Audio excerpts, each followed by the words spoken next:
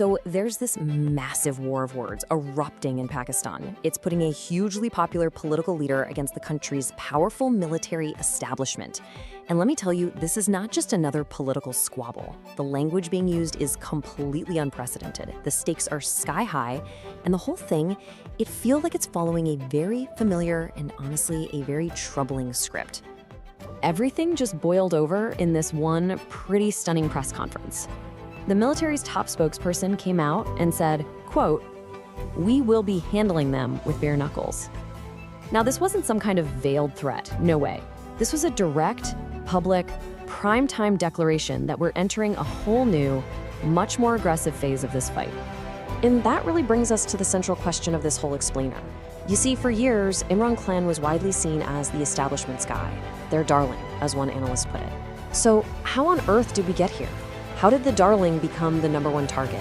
That's the story we're gonna unpack. Yeah, that press conference, it was, for all intents and purposes, a declaration of war. It was that moment when all these tensions that had been simmering just under the surface for so long finally exploded out into the open for everyone to see. And the language they used, I mean, wow, it was just extraordinary. These were not your typical political jabs. The spokesperson called a former prime minister a delusional narcissist, a mental patient, and maybe most seriously of all, a national security threat. They even accused him of feeding propaganda to Indian media. That level of personal attack from this institution, it's just something we have not seen before. So what was the spark that lit this huge fire? Well, it seems to have been a tweet from Imran Khan himself. In this long 2-page statement, he actually used the term mental patients to describe the establishment's top brass. And that accusation right there seems to have been the red line that triggered this whole furious public takedown. But here's the thing, to really get what's happening, you kind of have to zoom out. Because this isn't a new story, it's an old one, just with a new cast of characters. We've seen this exact cycle play out over and over and over again in Pakistan's history. And this timeline just lays it out perfectly. Look at the leaders who eventually fell out of favor. Fatima Jinnah, the sister of the nation's founder, was called a traitor. Zulfikar Ali Bhutto was executed. Benazir Bhutto was forced into exile. Nawaz Sharif was labeled a security threat. And now Imran Khan joins that list, facing the exact same accusation. The names change, but the pattern stays the same. I mean, seriously, look at this. The label security threat was thrown at Nawaz Sharif just a few years ago. And today, the exact same phrase is being used against Imran Khan. It's like it's the go-to charge for any political leader who steps out of line. Which of course raises a pretty critical question. After a relationship that goes back more than 25 years, why now?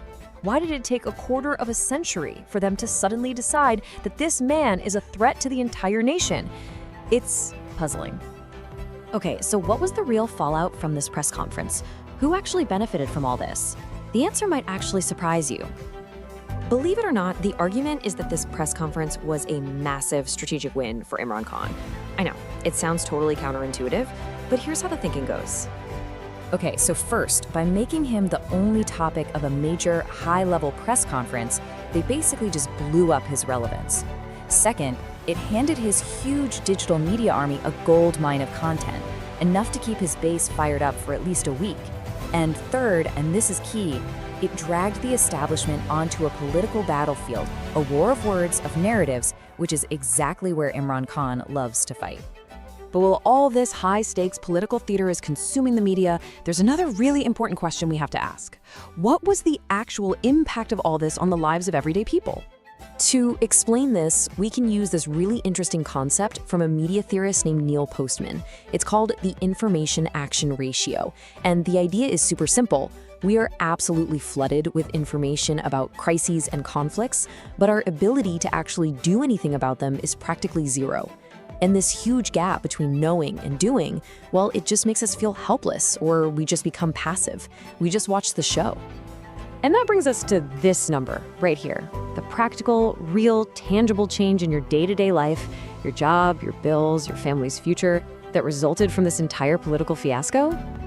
Zero. A big fat zero.